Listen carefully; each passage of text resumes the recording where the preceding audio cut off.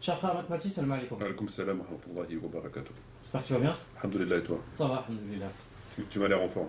Un peu malade, mais ça va, je suis en forme. Disons que cette vidéo m'intéresse, comme les autres, mais je suis pressé de la faire. Et d'entendre tes réponses. Ah, tant mieux. Au moins un qui s'intéresse à une vidéo.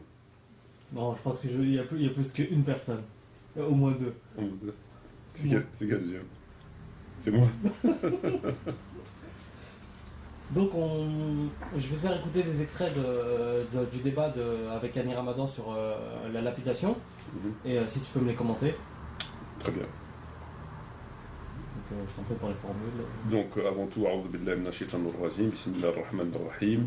Wassalatu wassalamu ala sayyidina Muhammadin wa ala alihi wa ashabihi ajma'in. Wassalamu alaykum wa rahmatullahi wa barakatuh. Le salam à nos frères et sœurs qui nous écoutent et le bonsoir aux éventuels non musulmans qui nous écouteraient. Notamment des renseignements généraux. Voilà. Alors, donc on revient sur la question de la lapidation. Donc on revient sur le débat qu'il y a eu avec Annie Ramadan sur Infrarouge. Donc apparemment c'est un studio qui est en Belgique.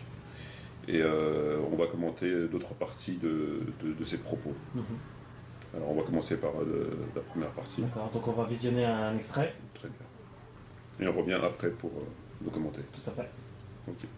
Non, je ne condamne pas la loi divine, madame. Quand j'ai affaire à la loi divine, je suis un musulman convaincu, j'essaye de comprendre. Donc, dans cet extrait, on a pu voir que Annie Ramadan dit qu'il ne condamne pas la loi divine, qu'il essaye juste de la comprendre. Qu'est-ce que tu peux me dire de ça? Qu'est-ce que j'ai à dire par rapport à ça? Qu'est-ce qui m'a interpellé par rapport à ça? Voilà. Pourquoi qu'on a sélectionné ce passage? Tout à fait. Alors, déjà, il faut saluer les propos d'Annie Ramadan, contrairement à son frère, qui lui le dit franchement, qui condamne pas la loi divine, qui essaie de comprendre, contrairement à son frère qui a qualifié la lapidation de monstrueuse et qui tient les propos qu'on connaît. Donc c'est très bien, il faut le dire au passage. Alors Annie Ramadan nous dit qu'il ne condamne pas la loi divine. Le problème c'est que qui dit loi divine dit Coran. Dit Coran. Or ce verset n'est pas dans le Coran. Donc, si ce verset n'est pas dans le Coran, est-ce qu'on peut encore se permettre de dire que c'est une loi divine? Puisque ce verset n'est pas dans le Coran. Alors, il y a deux positions qui sont acceptables selon moi. Deux positions tout à fait acceptables qu'on pourrait entendre. La première position consisterait à dire que c'est un verset coranique, il n'a pas été inséré pour X ou Y raison, néanmoins, on est convaincu que c'est un verset coranique, puisqu'il est rapporté par Bukhari, par Muslim et par bien d'autres. Donc pour nous, c'est un verset coranique, il n'y a pas de problème. Donc c'est une loi divine, c'est une première position. Et tu as une autre position qui, selon moi, est autant acceptable, c'est que de dire que ce verset, entre guillemets, n'est pas dans le Coran, à partir du moment où ce verset n'est pas dans le Coran, il ne peut pas être considéré comme étant une loi divine, puisqu'il n'est pas dans le Coran. Et que on doit, et on peut, il est légitime de s'interroger sur la véracité du texte. C'est-à-dire que ce n'est pas parce qu'il est dans Bukhari, qu'il est dans Muslim, qu'il est forcément vrai.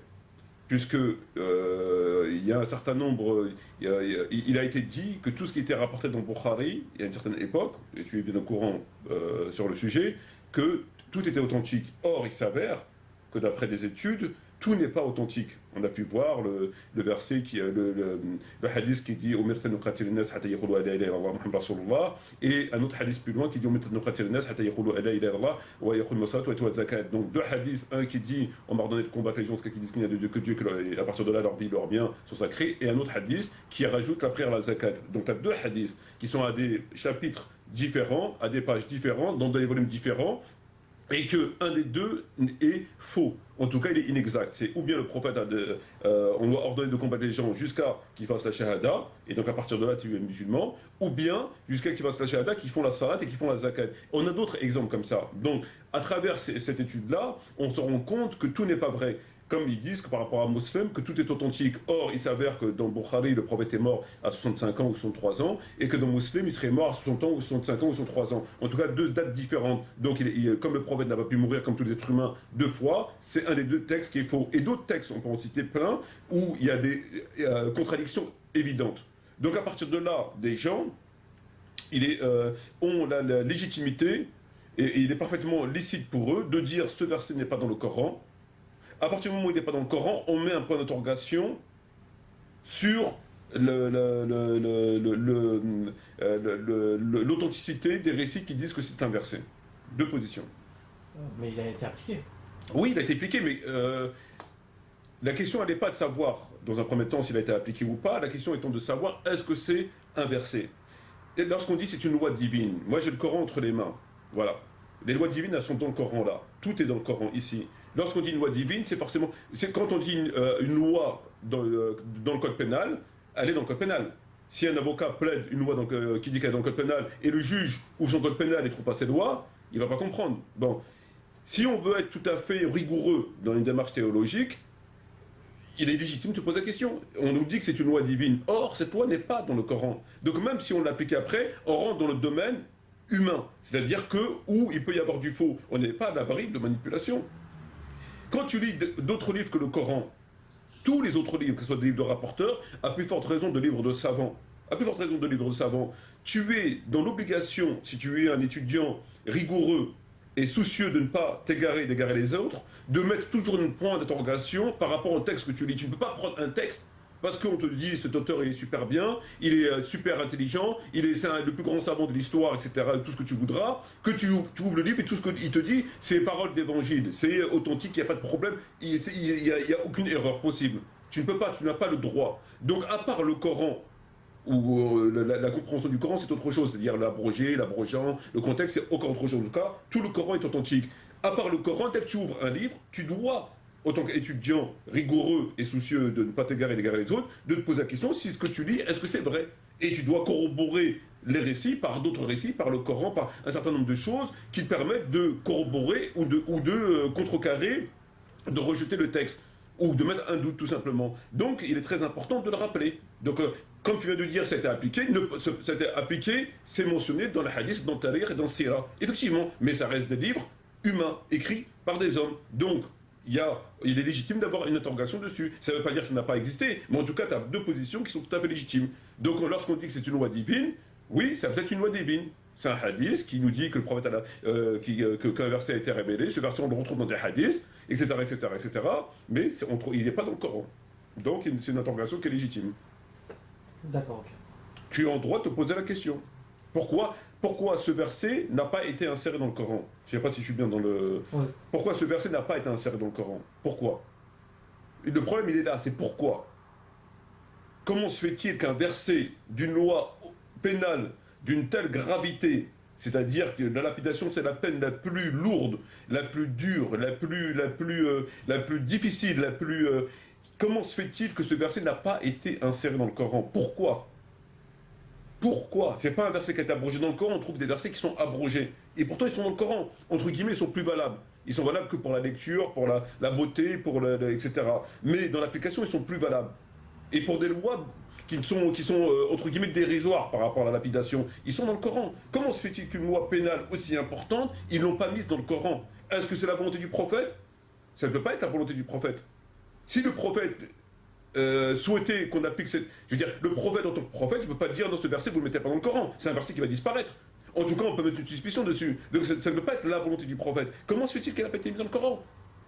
Alors bien sûr, on nous parle d'abroger dans la lecture, mais ça n'explique pas la raison du fait pourquoi il n'est pas dans le Coran. Un verset doit être dans le Coran. Une loi doit être dans le Coran. Il n'y a pas à discuter pendant 300 ans et ce verset n'est pas dans le Coran.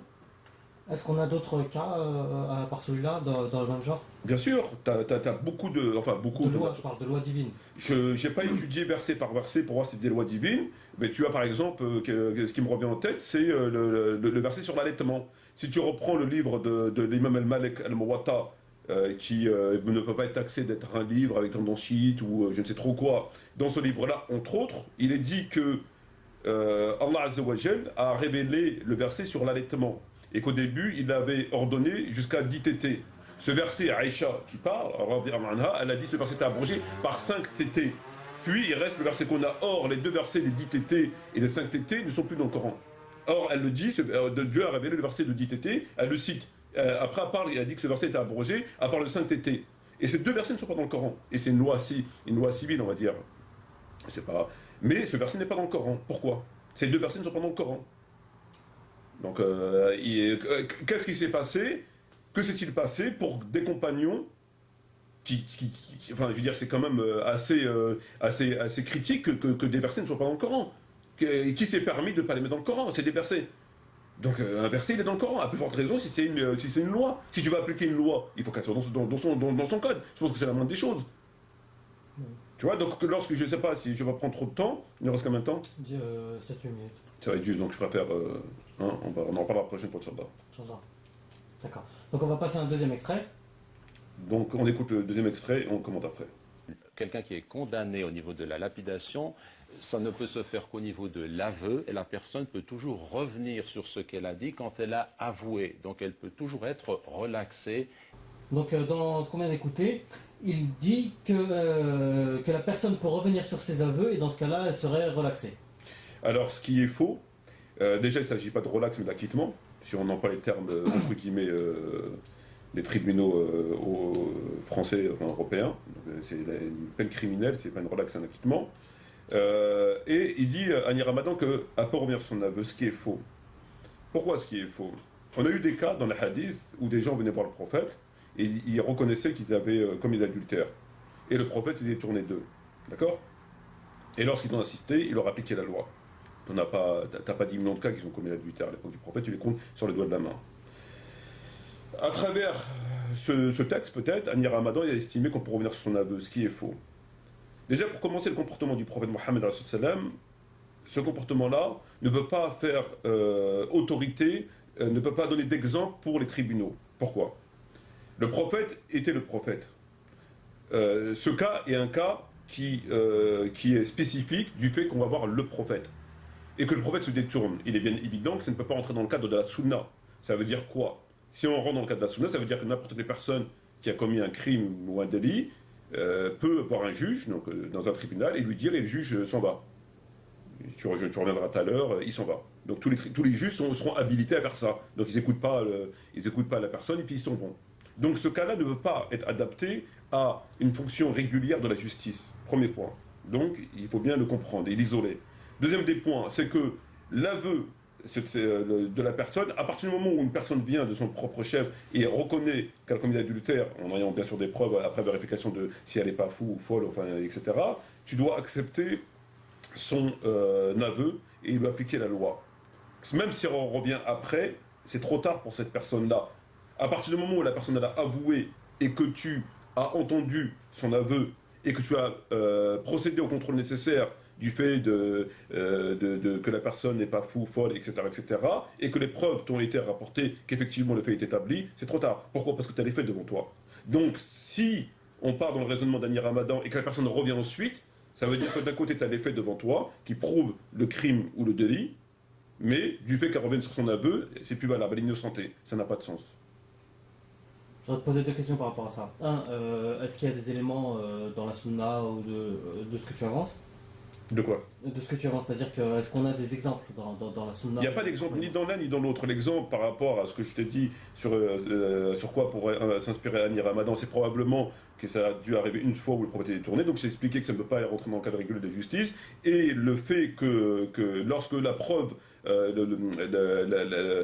loi permanente, la procédure permanente, ce qui ressort de la loi, etc., lorsque la preuve est à rapporter à un policier ou à un juge que la personne a commis un crime ou un délit, il doit, par souci d'équité, appliquer la loi, parce que la preuve doit être donnée. Donc si toi, tu as commis un crime et que tu viens me voir, et que moi j'accepte ton témoignage, et que je procède aux vérifications, et que j'ai la preuve, mais que toi tu te rétractes, ça veut dire que je fais abstraction de ton crime, alors que j'ai la preuve que tu l'as commis. C'est trop tard. Parce que j'ai la preuve, donc je suis corrompu. J'ai la preuve que tu as commis ton crime, mais du fait que tu t'es revenu sur ton aveu, pourquoi tu reviendrais sur ton aveu? Tu reviendrais sur ton aveu parce que c'est pas toi. Mais c'est trop tard, on sait que c'est toi. Donc pourquoi je devrais t'acquitter? Tu dis je reviens sur mon aveu. Ok, bon tu reviens, mais pourquoi je devrais t'acquitter? Pour acquitter une raison, pour acquitter une personne, il faut qu'il y ait une raison d'acquittement. Acquittement veut dire non coupable. Donc pourquoi je te déclarer non coupable? J'ai la preuve que tu l'as commis, donc pourquoi je te relaxerai ou je t'acquitterai? Voilà. Et ma deuxième question, c'est, enfin c'est plutôt une réflexion, je pense qu'il parlait plutôt que de ses aveux qu'ils ont été soustraits par la torture ou quelque chose comme ça. Non, parce que lui conteste Ouais. le fait de la torture. Donc il s'agit pas de. Il parle plutôt comme il a enchaîné sur le fait qu'il a été à Petra l'accès, qu'il a pu revenir sur ses aveux, il parle du fait qu'on peut revenir sur ses aveux. Il doit s'inspirer de la personne qui est venue le prophète, que le prophète s'est détourné. D'accord. Donc c'est un petit peu. D'accord. On va écouter le dernier extrait. Donc on écoute le dernier extrait et on revient une dernière fois, Inch'Allah. Que si l'on connaît la loi islamique et on va jusqu'au bout de la loi, les échappatoires sont là pour éviter la peine de mort. La place du pardon est importante en islam. Donc dans cet extrait, il parle de l'importance du pardon en islam et des échappatoires qui sont nombreux. D'accord, il nous reste combien de temps? Il nous reste 3 minutes. 3 minutes. Alors, il faut savoir qu'il n'y a pas de place pour le pardon et il n'y a pas d'échappatoire. La place pour le pardon, elle est valable lorsqu'il s'agit par exemple de quelqu'un qui a tué un musulman. Donc Dieu prévoit pour ce cas-là que si les parents, le tuteur de la personne pardonnent au criminel, il est relâché. D'accord? Mais dans le cas par exemple de la lapidation ou le cas du vol, à partir du moment où les faits sont établis, on ne peut pas pardonner. Ça n'existe pas. La place du pardon n'existe pas. C'est ce qu'on appelle hudud d'Allah. Le pardon n'existe pas. Personne ne peut pardonner parce que c'est les limites de Dieu. Donc par exemple, moi je suis commerçant, toi tu m'as volé et qu'on t'attrape et que c'est reconnu que tu as volé, même si moi je te pardonne, c'est trop tard. On ne peut pas te pardonner. On doit appliquer la loi. Contrairement par exemple au meurtre, que si moi je te pardonne que tu es mon fils et que moi je te pardonne, on te relâche. Ça n'a rien à voir. Donc la place dans la lapidation rentre dans le même cas du voleur, etc. Il n'y a pas de place du pardon. Un juge ne peut pas prononcer le pardon. Si ça a été, comme la fornication, si ça a été établi, la personne elle est jugée. Il n'y a pas de place pour. Il n'y a aucun échappatoire. D'accord. Ça n'a rien à voir. D'accord. Et il parle pas d'une manière plus générale, c'est-à-dire le pardon en islam? Non, il parle au niveau il parle pas du pardon au niveau divin. Il parle pas du pardon au niveau, il parle du pardon au niveau de l'exécution de la peine. Que la peine peut être suspendue par le fait qu'on a pardonné. Mais ils ne peuvent pas pardonner. Ça n'existe pas. Le pardon n'est pas prévu pour le cas de l'adultère, la fornication, le vol et d'autres cas. C'est accepté, c'est prévu pour le cas du meurtre, par exemple, et des choses. Oui, c'est prévu. Mais pour ces cas-là, c'est pas prévu. D'accord, ok. Voilà. Ok. Il te reste une minute si tu veux rajouter des commentaires ou des choses. Ben, moi, je pense qu'on a fait sur des questions. Mhm. Bah, je pense qu'on a fait sur des questions. Donc, ces vidéos, elles ont pour un intérêt donc, d'attirer l'attention sur les gens, sur ce qu'ils peuvent lire et encore une fois écouter. Et, bon, bah, tout le monde n'a pas la science nécessaire pour comprendre, etc. Et donc, c'est uniquement pour attirer l'attention de nos frères et sœurs d'être rigoureux par rapport à ce qu'on lit et ce qu'on écoute, c'est valable aussi pour moi. Donc lorsqu'on lit ou lorsqu'on écoute, il faut vérifier. Donc il faut toujours être vigilant par rapport à ce qu'on lit, par rapport à ce qu'on écoute. Voilà, c'est uniquement pour rendre un peu plus, faire en sorte que, malheureusement, un petit peu juguler ces flots de mensonges, d'erreurs et de manipulations qui existent beaucoup dans la communauté, malheureusement, quoi. Voilà. D'accord, ok. Je te remercie mon frère. Je te remercie à toi et puis je remercie nos frères et sœurs une fois de plus de nous avoir écoutés. وشكرا جزيلا والسلام عليكم ورحمة الله وبركاته. Et à la prochaine, Inch'Allah.